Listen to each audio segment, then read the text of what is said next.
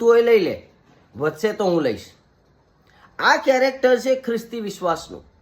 ઘણી બધી વખત આપણે આને બાયપાસ કરી દઈએ છીએ અને આપણે પોતે એટલા બધા સ્વકેન્દ્રિત થઈ જઈએ છીએ કે આપણને એવું લાગે છે કે હું અને મારું કુટુંબ અને મારું જે છે એ જ, અને બીજાની આપણે બિલકુલ પરવા કરતા નથી. પણ અહીંયા આગળ ઇબ્રાહિમ શું કરવા માંગે? ઇબ્રાહિમ એ કરવા માંગે છે કે આશીર્વાદ એ જમીનથી, ઢોરઢાકથી કે ભૌતિકતાથી ક્યારેય આવતો નથી.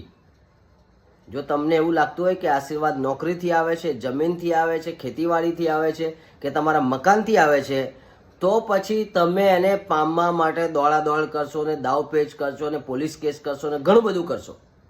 પણ તમને એ ખબર છે કે જો આશીર્વાદ ઈશ્વરથી આવે છે તો એક ખ્રિસ્તી વ્યક્તિ તરીકે તમે જતું કરશો. તમે એમ કહેશો કે ઓકે કંઈ વાંધો નહીં, તું વધારે લઈ જા, કારણ કે મારી સાથે તો ઈશ્વર છે, તારી સાથે ઈશ્વર નથી કદાચ, તો તું વધારે તારી જરૂર પડશે, મને બહુ જરૂર નહીં પડે.